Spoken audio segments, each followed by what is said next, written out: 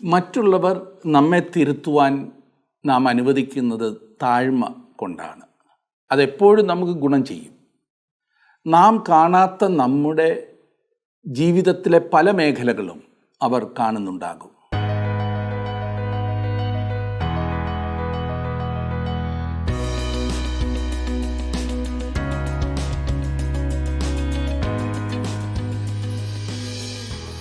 താങ്കളുടെ ഭാഗത്ത് തെറ്റൊന്നുമില്ല, താങ്കൾ ചെയ്തത് ശരി മാത്രമാകുന്നു എന്ന് ശക്തമായി വാദിച്ച് രക്ഷപ്പെട്ടിട്ട് പിന്നീട് താങ്കൾ തെറ്റായിരുന്നു എന്ന സത്യം മനസ്സിലാക്കിയ അനുഭവം എപ്പോഴെങ്കിലും ഉണ്ടായിട്ടുണ്ടോ?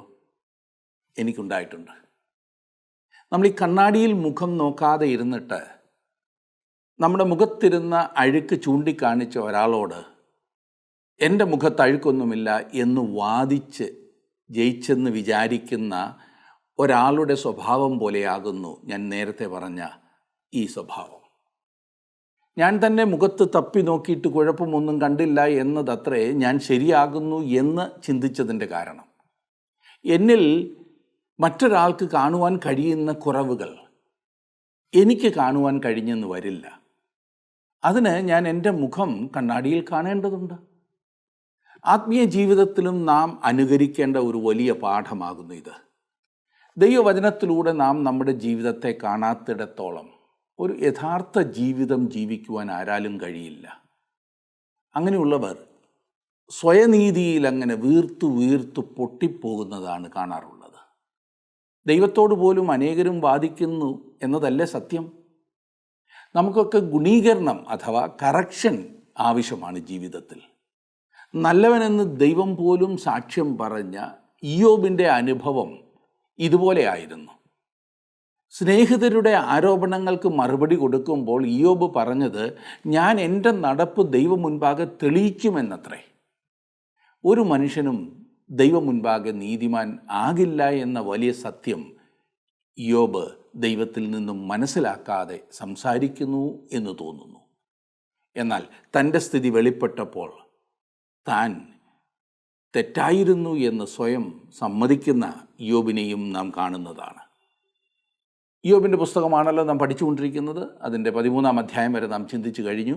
ഇന്ന് 14-ാം അധ്യായം മുതൽ നാം മുൻപോട്ട് പഠിക്കുകയാണ്. ഇയ്യോബിൻ്റെ പുസ്തകം 14-ാം അധ്യായം എടുത്താട്ട് അതിൻ്റെ 1-ാം വാക്യം.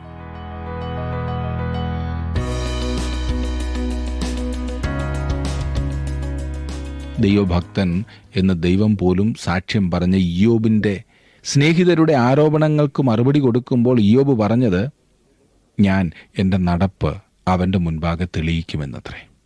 ഒരു മനുഷ്യനും ദൈവം മുൻപാകെ നീതിമാനാകെയില്ല എന്നുള്ള വലിയ സത്യം ദൈവത്തിൽ നിന്നും മനസ്സിലാക്കാതെ ഇയ്യോബ് സംസാരിക്കുന്നു എന്ന് തോന്നുന്നു. ഏതായാലും ഇയ്യോബിന് അവൻ്റെ സ്ഥിതി ദൈവം വെളിപ്പെടുത്തി കൊടുക്കുന്നതാണ്.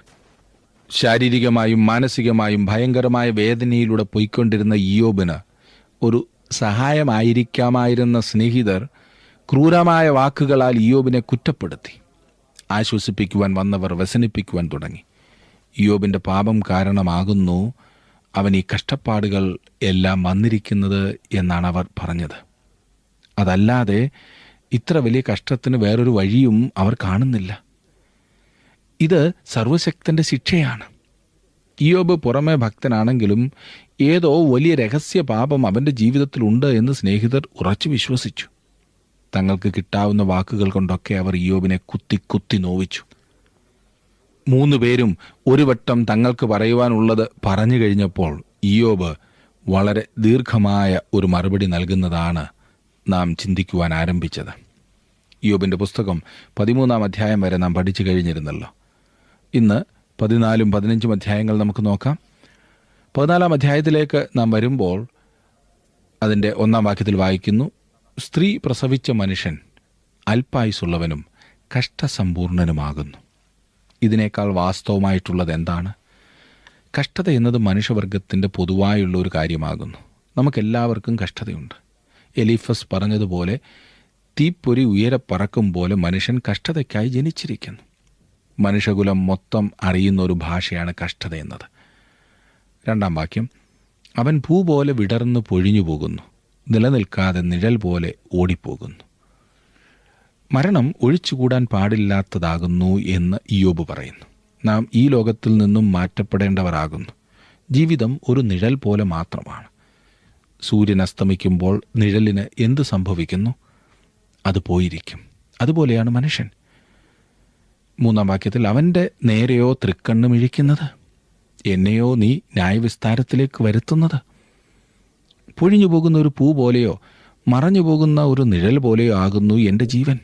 എന്നിട്ടും ദൈവം എന്നെ കാണുന്നു, എന്നോട് ഇടപെടുന്നു. അവൻ എന്നെ വിശേഷതയുള്ളവനായി കണക്കാക്കുന്നു. 4-ാം വാക്യം, അശുദ്ധനിൽ നിന്ന് ജനിച്ച വിശുദ്ധനുണ്ടോ? ഒരുത്തനുമില്ല. എന്നിട്ട് അവൻ വലിയൊരു സത്യം പറയുവാൻ തുടങ്ങുന്നു. നാം എല്ലാം പാപികളായിട്ടാണ് ജനിച്ചത്. ദാവീദ് പറഞ്ഞു, ഇതാ ഞാൻ അകൃത്യത്തിൽ ഉരുവായി, പാപത്തിൽ എൻ്റെ അമ്മ എന്നെ ഗർഭം ധരിച്ചു. 51 സങ്കീർത്തനത്തിൻ്റെ 5-ാം വാക്യം. നമ്മിൽ ഓരോരുത്തർക്കും പാപിയായ പിതാവും പാപിയായ മാതാവും ഉണ്ടായിരിക്കെ നാം എങ്ങനെ പാപമില്ലാത്തവരായിരിക്കും? അശുദ്ധമായതിൽ നിന്നും വിശുദ്ധമായ ഒന്ന് ഉൽപ്പാദിപ്പിക്കുവാൻ നമുക്ക് കഴിയില്ല. അത് സാർവലൗകിക നിയമമാണ്. 5-ാം വാക്യത്തിലേക്ക് വരുമ്പോൾ അവിടെ കാണുന്നത്, അവൻ്റെ ജീവകാലത്തിന് അവധിയുണ്ടല്ലോ. അവൻ്റെ മാംസങ്ങളുടെ എണ്ണം നിന്റെ പക്കൽ അവന് ലംഘിച്ചു കൂടാത്ത അതിർ നീ വെച്ചിരിക്കുന്നു. താൻ എപ്പോഴും മരണനിഴലിൽ തന്നെയാണെന്നത്ര ഇയ്യോബ് പറയുന്നത്. നമ്മുടെ ജീവിതത്തിന് സമയം നിശ്ചയിച്ചിരിക്കുന്നു. 7 മുതലുള്ള വാക്യങ്ങളിൽ നാം കാണുന്നു, ഒരു വൃക്ഷമായിരുന്നാൽ പ്രത്യാശയുണ്ട്, അതിനെ വെട്ടിയാൽ പിന്നെയും പൊട്ടിക്കിളിർക്കും, അത് ഇളക്കൊമ്പുകൾ വിടാതിരിക്കുകയില്ല, അതിൻ്റെ വേർ നിലത്ത് പഴകിയാലും അതിൻ്റെ കുറ്റി മണ്ണിൽ കെട്ടുപോയാലും വെള്ളത്തിൻ്റെ ഗന്ധം കൊണ്ട് അത് കിളിർക്കും, ഒരു തൈ പോലെ തളിർവിടും. പുരുഷനോ മരിച്ചാൽ ദ്രവിച്ചു പോകുന്നു, മനുഷ്യൻ പ്രാണനെ വിട്ടാൽ പിന്നെ അവൻ എവിടെ? ഒരു മനുഷ്യൻ ഈ ഭൂമിയിൽ മഹാനായിരുന്നിരിക്കും, വലിയ വലിയ കാര്യങ്ങൾ ചെയ്ത് പ്രശസ്തനായി വന്നെന്നിരിക്കും. എല്ലാവരും പുകഴ്ത്തിക്കൊണ്ടിരിക്കുമ്പോൾ തന്നെ ഒരു ദിവസം അവൻ പോയി എന്ന് കേൾക്കും. എവിടെയാണവൻ? അവിടെയും ഇവിടെയും അവൻ്റെ കുറെ ജ്ഞാപക സ്തംഭങ്ങൾ പണിതു എന്ന് വന്നേക്കാം. അവൻ്റെ പേരിലുള്ള ചില റോഡുകൾ ഉണ്ടായേക്കാം. അതൊക്കെ കൊണ്ട് എന്താണ് പ്രയോജനം? ഇനിയും ഇയ്യോബിൻ്റെ വിശ്വാസം കാണിക്കുന്ന ഒരു വലിയ കാര്യം ഇവിടെ വെളിപ്പെടുത്തുന്നു. 14-15 വാക്യങ്ങളിൽ, മനുഷ്യൻ മരിച്ചാൽ വീണ്ടും ജീവിക്കുമോ? എന്നാൽ എനിക്ക് മാറ്റം വരുവോളം എൻ്റെ യുദ്ധകാലമൊക്കെയും കാത്തിരിക്കാമായിരുന്നു. നീ വിളിക്കും, ഞാൻ നിന്നോട് ഉത്തരം പറയും, നിന്റെ കൈവേലയോട് നിനക്ക് താല്പര്യമുണ്ടാകും. എന്നും ഇത് മനുഷ്യനൊരു വലിയ പ്രശ്നമായിരുന്നിട്ടുണ്ട്. ഒരു മനുഷ്യൻ മരിച്ചാൽ വീണ്ടും ജീവിക്കുമോ? അതെ, മരണത്തിന് പോലും ദൈവം ഇയ്യോബിനെ വിളിക്കുമെന്ന് ഇയ്യോബിന് അറിയാമായിരുന്നു. അവൻ ആ വിളിക്ക് ഉത്തരം നൽകുകയും ചെയ്യും. വേറെ വിധത്തിൽ പറഞ്ഞാൽ, നമ്മുടെ മരണത്തോടുകൂടി ദൈവം നാമുമായുള്ള സകല ഇടപാടുകളും നിർത്തിയെന്ന് കരുതരുത്. മരണം എല്ലാറ്റിൻ്റെയും അവസാനമല്ല. 19-ാം അധ്യായത്തിൻ്റെ 25 മുതൽ 27 വരെയുള്ള വാക്യങ്ങളിൽ ഇയ്യോബ് പറയുന്നതായി നാം കാണുന്നത് 19-ാം അധ്യായത്തിൻ്റെ 25 മുതൽ, എന്നെ വീണ്ടെടുക്കുന്നവൻ ജീവിച്ചിരിക്കുന്നു എന്നും അവൻ ഒടുവിൽ പൊടിമേൽ നിൽക്കുമെന്നും ഞാൻ അറിയുന്നു. എൻ്റെ ത്വക്ക് ഇങ്ങനെ നശിച്ച ശേഷം ഞാൻ ദേഹരഹിതനായി ദൈവത്തെ കാണും. ഞാൻ തന്നെ അവനെ കാണും, അന്യനല്ല. എൻ്റെ സ്വന്തം കണ്ണ് അവനെ കാണും. എൻ്റെ അന്തരംഗം എൻ്റെ ഉള്ളിൽ ക്ഷയിച്ചിരിക്കുന്നു. ഇയ്യോബ് വളരെയധികം പ്രത്യാശയോടെ, വളരെയധികം ഉറപ്പോടെ പറയുന്ന വാക്കുകൾ നമുക്കിവിടെ കാണുവാനായിട്ട് സാധിക്കുന്നുണ്ട്. ഇയ്യോബ് ഇത്രയും നീണ്ട ഒരു പ്രസ്താവനയൊക്കെ നടത്തിയതിന് ശേഷം വീണ്ടും എലീഫസ് തൻ്റെ സംവാദം ആരംഭിക്കുകയാണ്. ഇത് 2ാമത്തെ പ്രാവശ്യമാണ് എലീഫസ് സംസാരിക്കുവാൻ തുടങ്ങുന്നത്.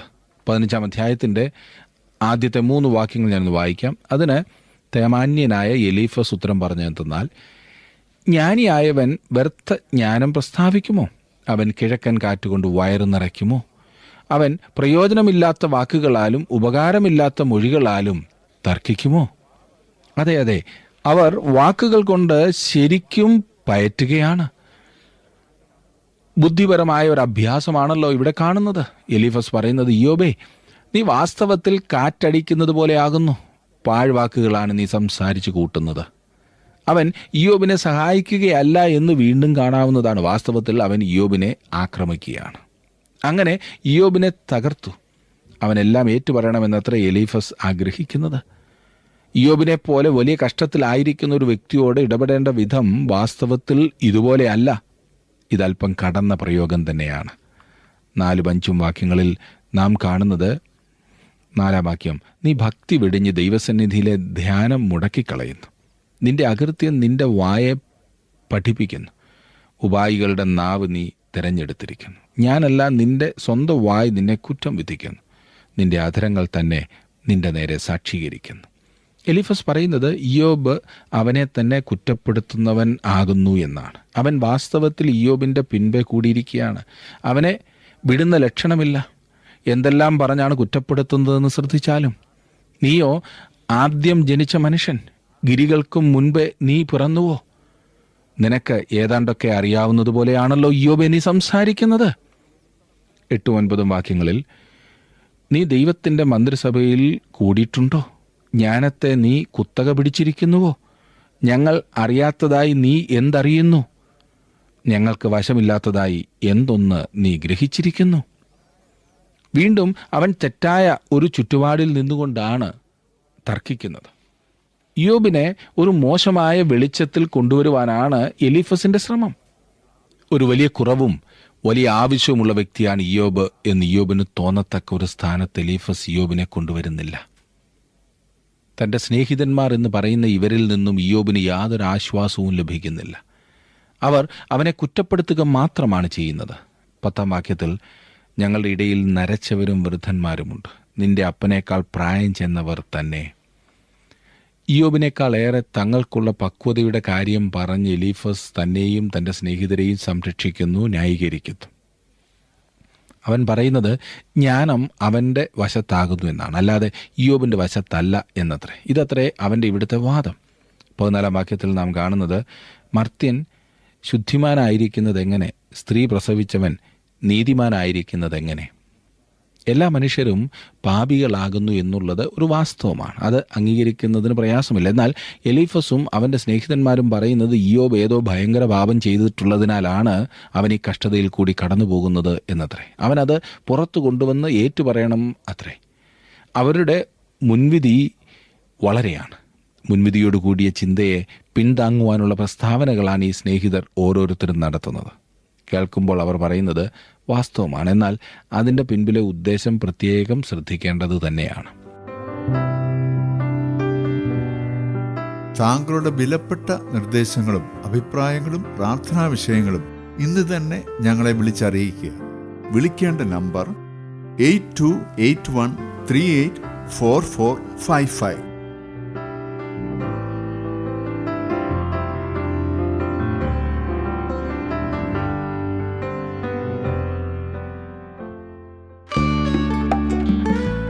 ഇന്നത്തെ പ്രോഗ്രാം താങ്കൾക്ക് ഇഷ്ടപ്പെട്ടുവോ?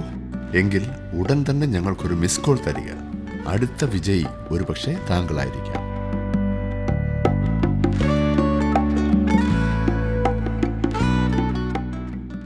പതിനഞ്ചാം വാക്യത്തിൽ നാം വായിക്കുന്നത്, തൻ്റെ വിശുദ്ധന്മാരിലും അവന് വിശ്വാസമില്ലല്ലോ, സ്വർഗവും തൃക്കണ്ണിന് നിർമ്മലമല്ല. അവൻ സ്വർഗത്തെക്കുറിച്ച് പറയുന്നതും വാസ്തവമാണ്. കർത്താവായ യേശു ക്രിസ്തു ക്രൂശിൽ മരിച്ചപ്പോൾ അവൻ മനുഷ്യവർഗത്തെ വീണ്ടെടുക്കുവാൻ മാത്രമല്ല മരിച്ചത്, പിന്നെയോ അവൻ്റെ പ്ലാൻ ഒരു പുതിയ ആകാശവും പുതിയ ഭൂമിയും ഉണ്ടാകേണ്ടതുണ്ട്. കാരണം അവിടുന്ന് നമ്മെ രക്ഷിച്ചു. സ്വർഗവും തൃക്കണ്ണിന് നിർമ്മലമല്ല എന്നുള്ളത് സത്യമാണ്. 16-ാം വാക്യത്തിൽ, പിന്നെ മ്ലേച്ഛതയും വഷളത്വവും ഉള്ളവനായി വെള്ളം പോലെ അകൃത്യം കുടിക്കുന്ന മനുഷ്യൻ എങ്ങനെ? അതും സത്യമായ പ്രസ്താവനയാണ്. സ്വർഗവും അഴുക്കുള്ളതായി വീണ്ടെടുപ്പ് ആവശ്യമുള്ളതാണെങ്കിൽ മനുഷ്യന് എത്രയധികം വീണ്ടെടുപ്പാണ് ആവശ്യമായിരിക്കുന്നത്? ഇത് വാസ്തവമാണെങ്കിൽ തന്നെ ഇത് ഇയ്യോബിനോ അവൻ്റെ അവസ്ഥയ്ക്കോ പ്രത്യേകമായി ചേരുന്നതൊന്നുമല്ല. മറ്റെല്ലാ മനുഷ്യർക്കും വേണ്ടതുപോലെ മാത്രം ഇയ്യോബിനും വേണം. ഇവിടെ ഇയ്യോബിനെ കുറ്റപ്പെടുത്തുവാൻ മാത്രമാണ് ശ്രമിക്കുന്നത്. 20-21 വാക്യങ്ങളിൽ, ദുഷ്ടൻ ജീവപര്യന്തം അതിവേദനയോടിരിക്കുന്നു, നിഷ്ഠൂരന് വെച്ചിരിക്കുന്ന ആണ്ടുകൾ തികയുവോളം തന്നെ. ഘോരനാദം അവൻ്റെ ചെവിയിൽ മുഴങ്ങുന്നു, സുഖമായിരിക്കയിൽ കവർച്ചക്കാരൻ അവൻ്റെ നേരെ വരുന്നു. ഇവിടെ ഇയ്യോബ് ദുഷ്ടനാണെന്നും എന്തോ ഒളിച്ചു വച്ചിരിക്കുന്നു എന്നും വീണ്ടും ധ്വനിയുണ്ട്. ഈ സംസാരത്തിൽ നിന്നൊക്കെ നമുക്ക് മനസ്സിലാക്കുവാൻ കഴിയുന്ന ഒരു പ്രത്യേക വിഷയം, ഈ മനുഷ്യരുടെ കാലത്ത് വാസ്തവത്തിൽ മനുഷ്യന് യാതൊരു കുഴപ്പവുമില്ല. മനുഷ്യൻ ഏതോ അല്പം അബദ്ധങ്ങളൊക്കെ കാണിച്ചെന്നേ ഉള്ളൂ. അവൻ്റെ പാപമെന്നൊക്കെ പറയുന്നത് അറിവില്ലായ്മയുടെ ഒരു പ്രകടനം മാത്രമാണ് ഒരല്പം ഒന്ന് അമർത്തി തുടച്ചാൽ പോകാവുന്നതിൽ കൂടുതലൊന്നും അല്ല അതെന്ന് പഠിപ്പിക്കുന്ന തെറ്റായ മനഃശാസ്ത്രമായിരുന്നു. ആധുനിക മനുഷ്യൻ പറയുകയും പഠിപ്പിക്കുകയും ചെയ്യുന്നതിൽ നിന്നും വ്യത്യസ്തമായി വാസ്തവമായുള്ളൊരു നിഗമനം പാപത്തെക്കുറിച്ച് ഈ മനുഷ്യർക്കുണ്ടായിരുന്നു. ആധുനിക മനുഷ്യൻ പഠിപ്പിക്കുന്നത് മനുഷ്യൻ പരിണാമത്താൽ ഉണ്ടായതിനാൽ ഉന്നതനായ ഒരു ജീവിയാകുന്നു എന്നും അവനൊരു സൃഷ്ടാവിനോട് കടപ്പാടൊന്നും ഇല്ല എന്നുമുള്ള ചിന്ത. ഈ മനുഷ്യർക്ക് ഇയ്യോബിൻ്റെ പ്രശ്നത്തിനുള്ള ഒരു ഉത്തരമില്ലായിരുന്നെങ്കിൽ തന്നെ അവർ പറഞ്ഞ അനേകം കാര്യങ്ങളും വാസ്തവത്തിൽ സത്യമായിരുന്നു. എലീഫസ് ഒരു ആശ്വാസകനാകേണ്ടതിന് പകരം ഒരു വാദിക്കുന്നവനാകുകയാണ് ചെയ്തത്. അവൻ എന്തെങ്കിലും പുതുതായി കൂട്ടിച്ചേർക്കുകയായിരുന്നില്ല. പിന്നെയോ പഴയ റെക്കോർഡ് വീണ്ടും പാടിക്കുക മാത്രമായിരുന്നു. അവൻ്റെ ആദ്യത്തെ പ്രസംഗത്തിന് ശേഷം പുതിയ അറിവൊന്നും തരുവാൻ അവനില്ലായിരുന്നു. എലീഫസ് ആദ്യം ഇയ്യോബിൻ്റെ സ്വാർത്ഥതയെ അപലപിച്ചു. തുടർന്നും ദൈവത്തിൻ്റെ വിശുദ്ധിയെക്കുറിച്ച് അവൻ പ്രസംഗിച്ചു. അതിനുശേഷം ദുഷ്ടൻ്റെ അനുഭവങ്ങൾ അവൻ ചിത്രീകരിച്ചു. ഇയ്യോബിനെ എലീഫസ് ഭയപ്പെടുത്തുവാൻ ശ്രമിക്കുകയാണോ, അതോ തൻ്റെ ഹൃദയത്തിൽ തന്നെ കുടികൊണ്ട ഭയത്തിൻ്റെ പ്രതിധ്വനിയാണോ ഇത്? 17 മുതലുള്ള വാക്യങ്ങളിൽ കാണുന്ന സാങ്കല്പികമായ ദുഷ്ടൻ ആരായിരിക്കും? ഇയ്യോബിനെ ഉദ്ദേശിച്ചുകൊണ്ട് തന്നെ ആയിരിക്കും എലീഫസ് ഇത് തൊടുത്തുവിടുന്നത്. ദുരിതപൂർണനായ ഇയ്യോബിനെ വിചാരണയ്ക്കും ആരോപണങ്ങൾക്കും വശംവദനാക്കി അവനെ ഭയപ്പെടുത്തി ദുഃഖിപ്പിക്കുകയാണ് എലീഫസിൻ്റെ ഉദ്ദേശമെന്ന് തോന്നുന്നു. എലീഫസിൻ്റെ ഈ ഭയങ്കരമായ ആരോപണങ്ങൾക്ക് ഇയ്യോബ് നൽകിയ മറുപടിയാണ് അടുത്ത 2 അധ്യായങ്ങളിൽ നാം കാണുന്നത്. എലീഫസിന് ഇയ്യോബ് നൽകുന്ന രണ്ടാമത്തെ മറുപടി ഇത് ഒരു വാദപ്രതിവാദം പോലെ തന്നെയാണ്. ആദ്യം നാം ഒരു വശം കേൾക്കുന്നു, തുടർന്ന് മറുവശത്തു നിന്നും കേൾക്കുന്നു. വാസ്തവത്തിൽ ഇത് ഇങ്ങനെ ആയിരിക്കരുതായിരുന്നു. കാരണം ഈ മനുഷ്യൻ വാസ്തവത്തിൽ വളരെയേറെ കഷ്ടം അനുഭവിക്കുകയാണ്. എന്നാൽ ഈ കടന്നു വന്നിരിക്കുന്ന സ്നേഹിതർ ഇയ്യോബിനെ ആശ്വസിപ്പിക്കുവാനായി വന്നവരാണ്. അവർ ആശ്വാസകർ ആകേണ്ടതിന് പകരം വാദിക്കുന്നവരായി. അവർ ഇയ്യോബിനെ എങ്ങനെയെങ്കിലും തട്ടിത്താഴെ കൊണ്ടുവരുവാൻ ശ്രമിക്കുന്നത് പോലെ തോന്നുന്നു. അവൻ്റെ മേൽ ബുദ്ധിപരമായ ഒരു വിജയം നേടുവാനുള്ള ശ്രമം പോലെ. എന്നാൽ അവർ വാസ്തവത്തിൽ ഈ വാദപ്രതിവാദത്തിൽ വിജയിക്കുന്നില്ല. അവർ അകലുന്നതായിട്ടാണ് എനിക്ക് തോന്നുന്നത്. ക്രമേണ അവിടെ നിന്നിരുന്ന ഒരു യൗവനക്കാരൻ പ്രവേശിച്ച് തർക്കമേറ്റെടുക്കുന്നു. ഒടുവിലായി ദൈവം രംഗത്ത് വന്ന് വിഷയം കൈകാര്യം ചെയ്യുന്നു. അതാണ് വാസ്തവത്തിൽ ഇയ്യോബിന് ആവശ്യമായിരുന്നതും അവൻ ആഗ്രഹിച്ചതും.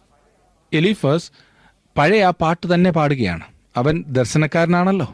അവനൊരു ദർശനം ഉണ്ടായതായി പറയുന്നു. അവനൊരു ആധ്യാത്മവാദിയായിരുന്നു. മറ്റാർക്കുമില്ലാത്ത ഏതോ ആന്തരിക അറിവ് തനിക്കുണ്ട് എന്ന് അവൻ അവകാശപ്പെട്ടു.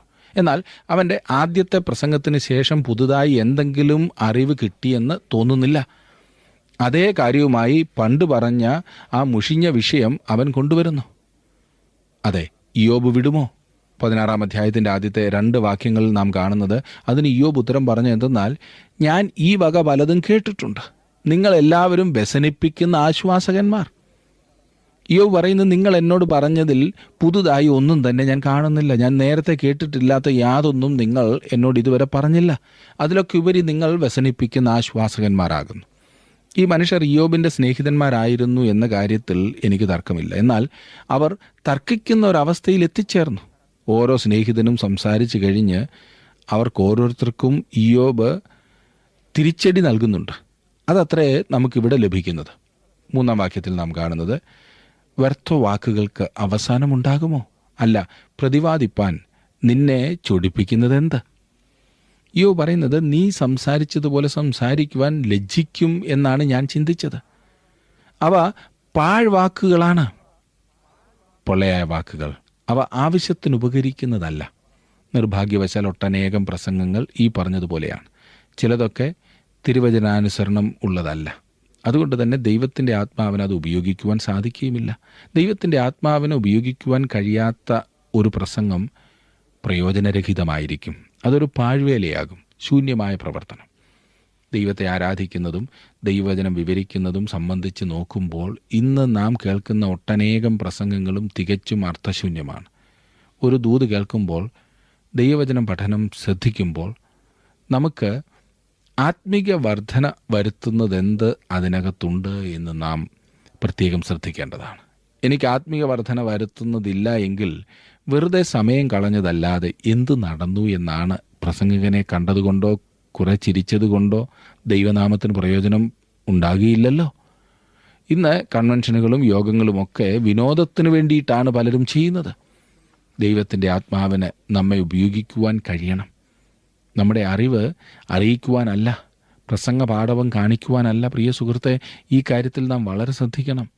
ദൈവസന്നിധിയിൽ അധികം സമയം ഇരിക്കുവാൻ സാധിക്കാത്ത ഒരാൾക്ക് ജനത്തിന് അധികമൊന്നും കൊടുക്കുവാൻ കഴിയുകയില്ല.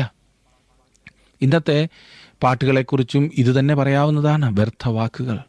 ക്രിസ്തീയ സംഗീതം എന്നാൽ വിനോദത്തിനു വേണ്ടിയിട്ടല്ല, ആശയവിനിമയത്തിനു വേണ്ടിയിട്ടാണ്, ദൈവവചനം അറിയിക്കുവാനാണ്, അത് മറ്റുള്ളവർക്ക് പകർന്നു കൊടുക്കുവാനാണ്. ഇന്നൊരർത്ഥവുമില്ലാത്ത അല്ലെങ്കിൽ ദൈവവചനത്തിന് ഘടകവിരുദ്ധമായിട്ടുള്ള പഠിപ്പീരോടുകൂടി ഒരു പാട്ട് പാടുമ്പോൾ ആളുകളൊക്കെ അത് ചേർന്ന് പാടുന്നു.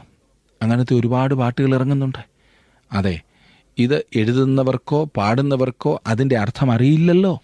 സംഗീതമാണല്ലോ പ്രധാനപ്പെട്ടത്. ദൈവവുമായി യാതൊരു ബന്ധവുമില്ലാത്തവർ ദൈവത്തെ പാടി മഹത്വപ്പെടുത്തുക എന്ന് പറഞ്ഞാലത്തെ അവസ്ഥ ചിന്തിക്കൂ. ഈ അർത്ഥശൂന്യമായ പാട്ടുകൾ ആരാധനയ്ക്ക് ഉപയോഗിച്ചാലത്തെ സ്ഥിതിയോ? പണ്ടൊക്കെ അർത്ഥവത്തായി പദ്യം എഴുതിയിട്ട് അതിന് സംഗീതം നൽകുകയായിരുന്നു. ഇന്ന് ഇതൊരു തൊഴിലാക്കിയവർ സംഗീതം ആദ്യം ഉണ്ടാക്കിയിട്ട് അതിന് വാക്കുകൾ നൽകുന്നു. അതുകൊണ്ട് എന്താ, സംഗീതം ആസ്വദിക്കാം. ആദ്യത്തെ വരിയും രണ്ടാമത്തേതും തമ്മിൽ യാതൊരു ബന്ധവും അർത്ഥത്തിൽ കാണുകയില്ല. വ്യർത്ഥവാക്കുകൾ. ഗാന ശുശ്രൂഷയിൽ വളരെ ശ്രദ്ധിച്ചു വേണം നാം പാട്ടുകൾ തിരഞ്ഞെടുക്കേണ്ടത്. ഇനിയും പാടുന്നവരെയും വളരെ നാം ശ്രദ്ധിക്കണം. കഷണ്ടിക്കാരൻ കഷണ്ടി ഇല്ലാതാക്കുവാനുള്ള മരുന്ന് വിറ്റാൽ വാങ്ങുന്നതാരാണ്? ദൈവത്തെ രുചിച്ചറിയാവുന്നവരാണ് അത് പാട്ടിലൂടെയും പ്രസംഗത്തിലൂടെയും മറ്റുള്ളവരോട് പങ്കുവയ്ക്കേണ്ടത്. യേശു എന്നോ ദൈവമെന്നോ കാണുന്ന പാട്ടൊക്കെ ക്രിസ്തീയമാണെന്ന് കരുതരുത്. ഗാനശുശ്രൂഷയ്ക്കും വചനശുശ്രൂഷയ്ക്കും വളരെ ശ്രദ്ധിച്ചു മാത്രമേ നാം ആളുകളെ തിരഞ്ഞെടുക്കാവൂ. പാടുവാൻ കഴിവുള്ളവരെയും പ്രസംഗിക്കുവാൻ കഴിവുള്ളവരെയും തിരക്കി നടക്കാതെ ദൈവത്തിൻ്റെ പരിശുദ്ധാത്മാവിന് ഉപയോഗിക്കുവാൻ കഴിയുന്നവരെ കണ്ടുപിടിക്കുക. മിമിക്രിക്കാണ് ആളെ വേണ്ടതെന്നാൽ അതിന് ഞാൻ പറഞ്ഞ പെരുമാറ്റച്ചട്ടങ്ങളൊന്നും നോക്കേണ്ടതില്ല കേട്ടോ. ഇനിയും പല സ്ഥലങ്ങളിലും യോഗം തുടങ്ങുന്നതിന് മുൻപും യോഗം തീർന്നു കഴിഞ്ഞാൽ ഉടനെയും മൈക്ക് സെറ്റും കൊണ്ട് വരുന്നവർ ചില പാട്ട് വയ്ക്കും. അതും മുകളിൽ പറഞ്ഞ മാനദണ്ഡത്തിൽ വേണം തിരഞ്ഞെടുക്കേണ്ടത്. അതും കൊണ്ട് വരുന്നവർക്ക് ഉപജീവന മാർഗം നോക്കിയാൽ മതി. നിങ്ങൾ അധ്വാനിക്കുന്നത് ഒരാളെയെങ്കിലും കർത്താവിൻ്റെ ആ സ്നേഹത്തിലേക്ക് നടത്തുവാനായിട്ടാണ്. അതിനിടയിൽ കല്ല് കടിക്കരുത്, അന്തരീക്ഷം കളയുന്ന ഒന്നും ഉണ്ടാകരുത്. ഈ കാര്യത്തിൽ ഒരു വിധത്തിലും വിട്ടുവീഴ്ചയ്ക്ക് തയ്യാറാകരുത്. അനേകം സ്ഥലങ്ങളിൽ വളരെയേറെ പണം ചെലവഴിക്കും, ഒരുപാട് അധ്വാനവും സമയനഷ്ടവും ഉണ്ടാകും. എന്നാൽ ഈ പറഞ്ഞതുപോലെയുള്ള കാര്യങ്ങളിൽ ശ്രദ്ധിക്കാത്തതിനാൽ വരുത്തി വെക്കുന്ന നഷ്ടം എത്ര ഭയങ്കരമാണ്. തെറ്റ് ഒരുപക്ഷെ പ്രസംഗകൻ്റേതായിരിക്കും, എന്നാൽ അതെപ്പോഴും അവിടെ നിൽക്കുകയില്ല. അത് എല്ലാ രംഗത്തും ബാധിക്കുന്ന ഒന്നാകും. ചിലപ്പോൾ ഏതെങ്കിലും സംഗീതോപകരണം വായിക്കുവാൻ വന്ന ആളിൻ്റെ സമർപ്പണമില്ലായ്മയാകാം. നമ്മുടെ ജീവിതത്തിൽ വ്യർത്ഥവാക്കുകൾക്ക് അവസാനമുണ്ടാകണം. എങ്കിൽ മാത്രമേ ജീവിതത്തിൽ നമുക്ക് വിജയിക്കുവാനായിട്ട് സാധിക്കൂ. നമ്മെ ദൈവമാക്കിയിരിക്കുന്ന സ്ഥാനങ്ങളിൽ നാം എത്രമാത്രം വിശ്വസ്തയോടെ, എത്രമാത്രം ശ്രദ്ധയോടെ കാര്യങ്ങൾ ചെയ്യുന്നു എന്നുള്ളത് വളരെ പ്രധാനപ്പെട്ട കാര്യമാണ്. ജീവിതത്തിൽ വ്യർത്ഥ വാക്കുകൾക്ക് ഇടം കൊടുക്കരുത്.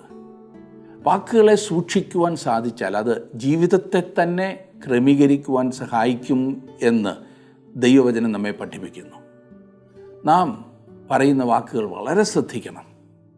ഇന്നത്തെ പഠനം നിങ്ങൾക്ക് പ്രയോജനകരമായിരുന്നു എന്ന് വിശ്വസിക്കുന്നു. ദൈവവചനം പഠിക്കുവാൻ ലഭിക്കുന്ന അവസരം തക്കത്തിൽ ഉപയോഗിക്കുന്ന നിങ്ങളെ ഓരോരുത്തരെയും ഓർത്ത് ഞാൻ ദൈവത്തിന് സ്തോത്രം ചെയ്യുന്നു.